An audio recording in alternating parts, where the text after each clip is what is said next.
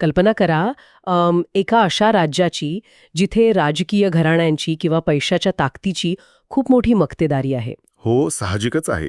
आपल्याकडे तशी उदाहरणे खूप आहेत. अगदी. आणि अशा या गुंतागुंतीच्या राजकीय व्यवस्थेत एक माणूस प्रवेश करतो.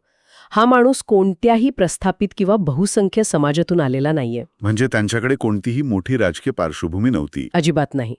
ते एका अशा भटक्या समाजातून येतात ज्यांच्याकडे न जमिनीचे मोठे पट्टे आहेत न कोणती राजकीय ताकद.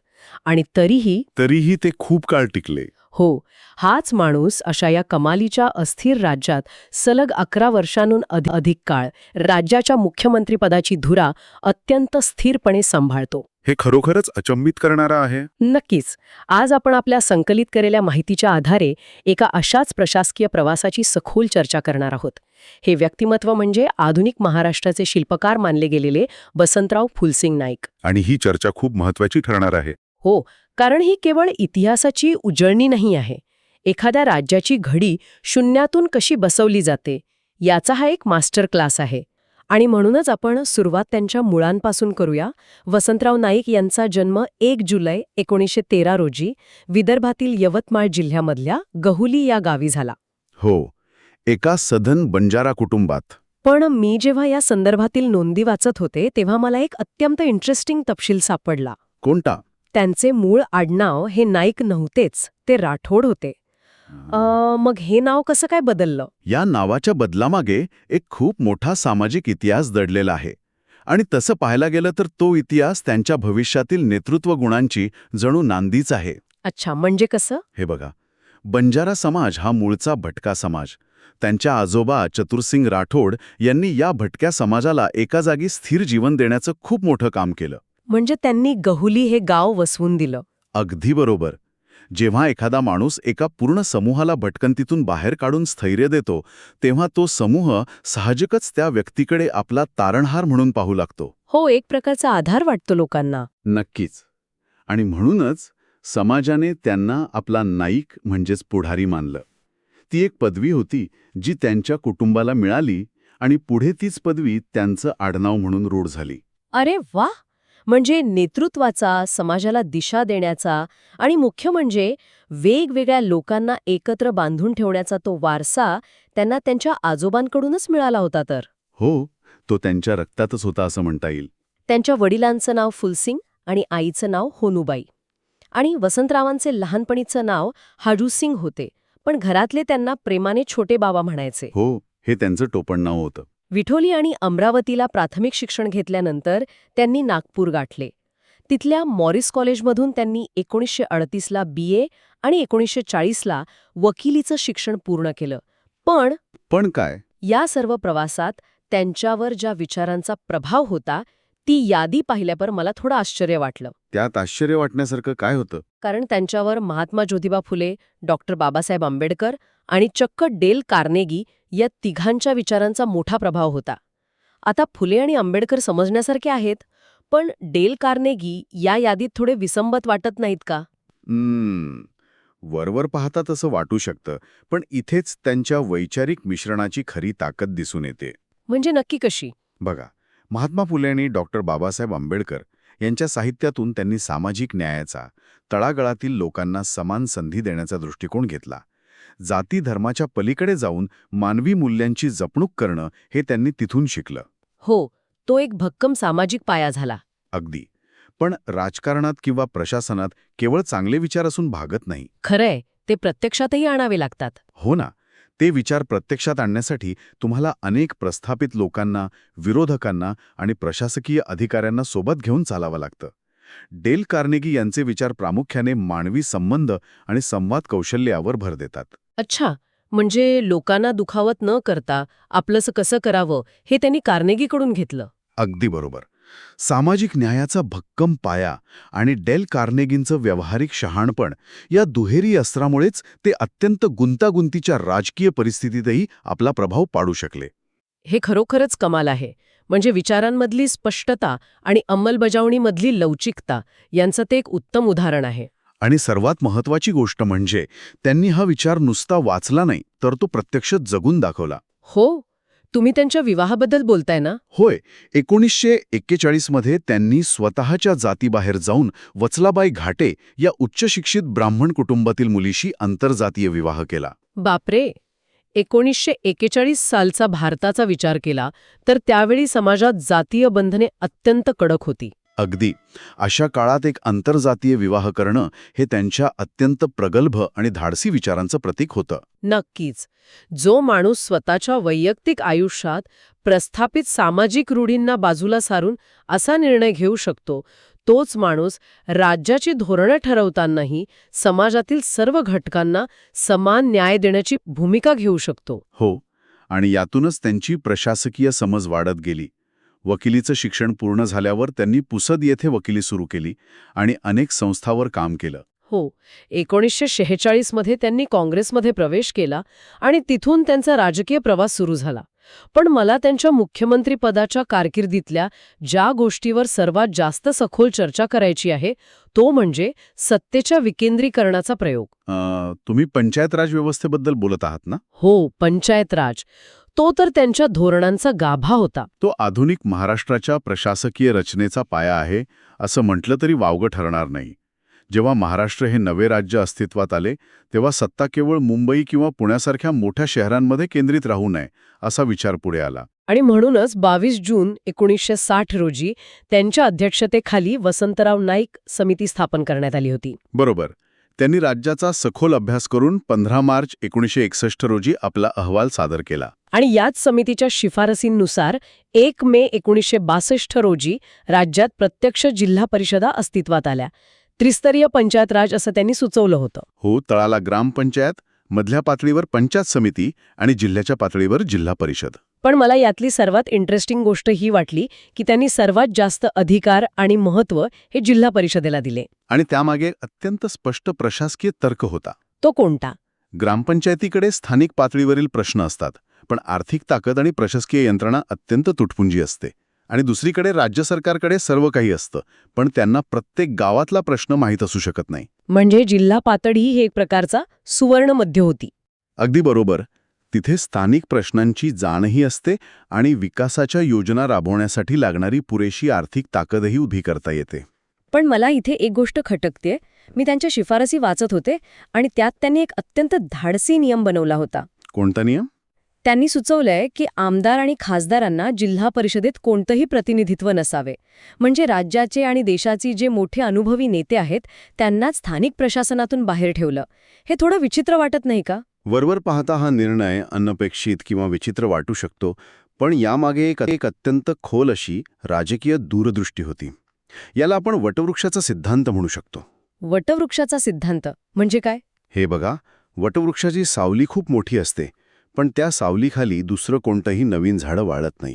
अरे अच्छा, हो, खरंय. जर स्थानिक पातळीवरील जिल्हा परिषदांमध्ये आधीच प्रस्थापित असलेले मोठे आमदार किंवा खासदार येऊन बसले असते तर त्यांचाच दबदबा तिथे राहिला असता.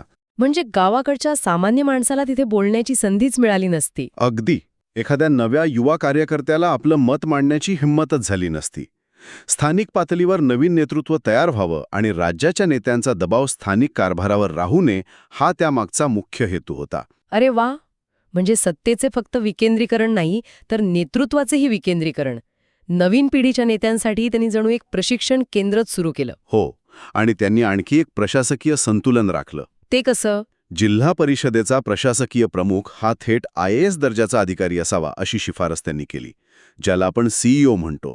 आणि विशेष म्हणजे जिल्हाधिकाऱ्यांनी या विकासकामात हस्तक्षेप करू नये असंही स्पष्ट केलं. म्हणजे एका बाजूला निवडून आलेले लोकप्रतिनिधी आणि दुसऱ्या बाजूला वरिष्ठ IAS अधिकारी. हो, हा सत्तेच्या संतुलनाचा एक उत्कृष्ट नमुना आहे. यामुळे जिल्हा परिषदा केवळ राजकीय आखाडे न बनता खऱ्या अर्थाने विकासाची इंजिनं बनू शकल्या. राजकीय सत्तेचं हे विकेंद्रीकरण तर झालं, पण राज्याला खऱ्या अर्थाने पुढे नेण्यासाठी केवळ राजकीय सत्ता पुरेशी नव्हती. तत्कालीन महाराष्ट्राला आणखी एका गोष्टीची नितांत गरज होती. तुम्ही अन्नाची आणि आर्थिक स्थैर्याची गोष्ट करत आहात असं वाटते. अगदी. म्हणूनच त्यांना महाराष्ट्रातील हरित क्रांतीचे प्रणेते मानले जाते. 1 जुलै हा त्यांचा जन्मदिवस आपण महाराष्ट्र कृषी दिन म्हणून साजरा करतो. हो, कृषी क्षेत्रात त्यांचं योगदान खूप मोठं आहे. पण जेव्हा आपण 1965च्या अन्नटंचाईच्या काळाविषयी वाचतो तेव्हा त्यांनी केलेली एक घोषणा समोर येते. पुण्यात त्यांनी भरसभेत प्रतिज्ञा केली होती की 2 वर्षात महाराष्ट्र धान्याच्या बाबतीत स्वयंपूर्ण झाला नाही तर मी स्वतः फाशी जाईन. हो, ती खूप प्रसिद्ध घोषणा आहे. पण 1 मिनिट, मला इथे थोडं थांबू द्या. आजच्या काळात एखादा नेता अशी घोषणा करत असेल तर ती निव्वळ एक राजकीय नोटंकी वाटू शकते. ही घोषणा प्रत्यक्षात आणण्यासाठी त्यांच्याकडे खरंच काही वैज्ञानिक योजना होती की ती फक्त एक भावनिक साध होती? ठाम वैज्ञानिक पायावर उभी होती. म्हणजे नेमकं त्यांनी काय केलं होतं? 1965च्या सुमारास राज्यात भयंकर अन्नटंचाई होती. अमेरिकेकडून येणाऱ्या लाल गव्हावर आपल्याला अवलंबून राहावं लागत होतं. त्यातून बाहेर पडण्यासाठी केवळ पारंपरिक शेती करून भागणार नव्हतं. हो, नवीन काहीतरी हवं होतं. तिथेच त्यांनी आधुनिक विज्ञानाची कास धरली. त्यांनी राज्यात संकरित ज्वारीचे प्रयोग अत्यंत युद्ध पातळीवर राबवले. हायब्रिड बियाणे? हो, अशी बियाणे जी कमी पाण्यात तग धरू शकतात आणि ज्यांचे उत्पादन कित्येक पटींनी जास्त असते. त्यांनी प्रशासकीय यंत्रणेला थेट बांधावर पाठवलं आणि परिणाम असा झाला की केवळ 2 ते 3 वर्षात महाराष्ट्राने अन्नधान्य उत्पादनात एक मोठी झेप घेतली. बापरे, म्हणजे विज्ञानाची ताकद आणि प्रशासकीय इच्छाशक्ती एकत्र आली तर काय होऊ शकतं याचं हे उत्तम उदाहरण आहे. आणि हे यश त्यांनी केवळ एका हंगामापुरतं मर्यादित ठेवलं नाही. त्यांनी राज्यात चक्क 4 स्वतंत्र कृषी विद्यापीठांची स्थापना केली. राहुरी, अकोला, परभणी आणि दापोलीला. पण मला एक सांगा, एका राज्यासाठी एकच भव्य कृषी विद्यापीठ पुरेसं नव्हतं का? 4 वेगवेगळ्या विद्यापीठांची काय गरज होती? हाच तो सूक्ष्म प्रशासकीय विचार आहे. जर तुम्ही महाराष्ट्राचा नकाशा डोळ्यासमोर आणला तर तुमच्या लक्षात येईल की राज्याची भौगोलिक रचना आणि हवामान अत्यंत वैविध्यपूर्ण आहे. हो, कोकण वेगळा, विदर्भ वेगळा. अगदी. कोकणात भरपूर पाऊस आहे, विदर्भात काळी कसदार जमीन आहे, तर मराठवाड्यात कोरडवाहू पट्टा आहे. आता अशा परिस्थितीत जर पुण्यात बसून एखाद्या पिकावर संशोधन झालं तर ते संपूर्ण राज्याला कसं लागू पडेल? बरोबर आहे, ते प्रॅक्टिकल नाहीये. म्हणूनच त्यांनी राज्याच्या 4 वेगवेगळ्या भौगोलिक पट्ट्यांसाठी 4 स्वतंत्र कृषी विद्यापीठे स्थापन केली. या विकेंद्रीकरणामुळे तिथल्या स्थानिक शेतीला त्याचा थेट फायदा झाला. खरंच ही खूप मोठी दूरदृष्टी होती. पण उत्पादन तर वाढलं तरी शेतकऱ्यांचा एक जुना प्रश्न अजूनही कायम होता. व्यापाऱ्यांकडून होणारी लूट. हो, शेतकरी माल पिकवतो पण बाजारात गेल्यावर व्यापारी भाव पाडतात. यावर उपाय म्हणून त्यांनी 1971 मध्ये तत्कालीन सहकार मंत्री यशवंतराव मोहिते यांच्यासोबत कापूस एकाधिकार योजना लागू केली. ही योजना नक्की काम कशी करत होती? या योजनेमागचं अर्थकारण खूप इंटरेस्टिंग आहे. त्या काळी कापूस हे एक अत्यंत महत्त्वाचं नगदी पीक होतं. पण खाजगी व्यापारी भाव पाडायचे. मग त्यावर सरकारने काय उपाय काढला? सरकारने एक कायदा केला की राज्यातला कापूस कोणत्याही खाजगी व्यापाऱ्याला खरेदी करता येणार नाही. तो फक्त आणि फक्त राज्य सरकारच खरेदी करेल, आणि तेही एका निश्चित केलेल्या हमी भावाने. अरे वा, म्हणजे दलालांची साखळीच मोडून काढली. हो, आणि दुसरं म्हणजे शेतकऱ्याला पेरणीच्या वेळीच माहीत असायचं की आपल्या कापसाला किमान एवढा भाव सरकारकडून मिळणारच आहे. यामुळे ग्रामीण अर्थव्यवस्थेत एक मोठं स्थैर्य आलं. केवळ शेतीच नाही तर त्यांनी संकरित गायी खरेदी करण्यासाठी शेतकऱ्यांना कर्ज उपलब्ध करून देण्याचं धोरणही आणलं, ज्यातून राज्यात दूध उत्पादनाची मोठी चळवळ उभी राहिली. पण या सर्व धोरणांची सर्वात कठीण परीक्षा पुढेच होती. निसर्गाने त्यांच्यासमोर एक अक्राळ विक्राळ संकट उभं केलं. 1972चा महाभयंकर दुष्काळ. हो, तो महाराष्ट्राच्या इतिहासातील सर्वात भयावह दुष्काळ मानला जातो. सलग 2-3 वर्ष पाऊस पडला नव्हता. आणि अशा संकटाचं रूपांतर त्यांनी एका ऐतिहासिक संधीत कसं केलं हे पाहणं खूप महत्वाचं आहे. याच दुष्काळाच्या काळात वि. स. पागे यांच्या संकल्पनेवर आधारित रोजगार हमी योजना संपूर्ण राज्यात राबवली गेली. अगदी. पण मला नेहमी एक प्रश्न पडतो, दुष्काळात लोकांकडे खाण्यासाठी अन्न नसतं, अशा वेळी राज्य सरकारने त्यांना थेट मोफत धान्य किंवा आर्थिक मदत देणं जास्त सोपं आणि जलद नाही का? त्यांना कडक उन्हात मजुरीच्या कामाला का लावायचं? हा अत्यंत महत्त्वाचा आणि अर्थशास्त्रीयदृष्ट्या अचूक प्रश्न आहे. मोफत मदत देणं हे ऐकायला खूप छान वाटतं, पण त्याचे दूरगामी परिणाम घातक असतात. ते कसे? मोफत मदतीमुळे राज्याच्या तिजोरीवर प्रचंड ताण येतो आणि त्यातून कोणतीही नवी संपत्ती निर्माण होत नाही. शिवाय लोकांमध्ये कायम सरकारी मदतीची सवय निर्माण होऊ शकते. म्हणजे ते परावलंबी बनतात. बरोबर. वसंतराव नाईक आणि वि. स. पागे यांचा दृष्टिकोन वेगळा होता. त्यांनी लोकांना कामाची हमी दिली. जर कोणी काम मागायला आला तर त्याला काम देण्याची कायदेशीर जबाबदारी सरकारने घेतली. आणि यातून राज्याला काय मिळालं? राज्याला मिळाल्या कायमस्वरूपी पायाभूत सुविधा. या योजनेअंतर्गत सरकारने लोकांना रस्ते बांधणे, तलाव खणणे, विहिरी खोडणे यांसारख्या कामांवर लावलं. अच्छा, म्हणजे लोकांच्या मजुरीच्या पैशातून राज्यामध्ये हजारो पाझर तलाव आणि रस्ते उभे राहिले. हो, आणि त्यांनी पाणी अडवा, पाणी जिरवा ही जलसंधारणाची मोहीम याच काळात अत्यंत प्रभावीपणे राबवली. म्हणजे एका बाजूला दुष्काळग्रस्तांना रोजगार आणि दुसऱ्या बाजूला राज्यासाठी संपत्तीची निर्मिती. आणि आपण आज देशभरात मनरेगाबद्दल ऐकतो, तिची मूळ संकल्पना याच रोजगार हमी योजनेत सापडते. राज्याच्या एका धोरणाने पूर्ण देशाला दिशा दाखवली. नक्कीच. पण आपण हे देखील लक्षात घेतलं पाहिजे की ते केवळ ग्रामीण विकास आणि कृषी क्षेत्रापुरते मर्यादित नेते नव्हते. त्यांच्या काळात राज्याच्या नागरी आणि औद्योगिक आधुनिकीकरणातही खूप मोठी कामे झाली. हो, माझ्याकडे नोंदींमध्ये 18 मार्च 1970 रोजी सिडकोची स्थापना झाल्याचा उल्लेख आहे.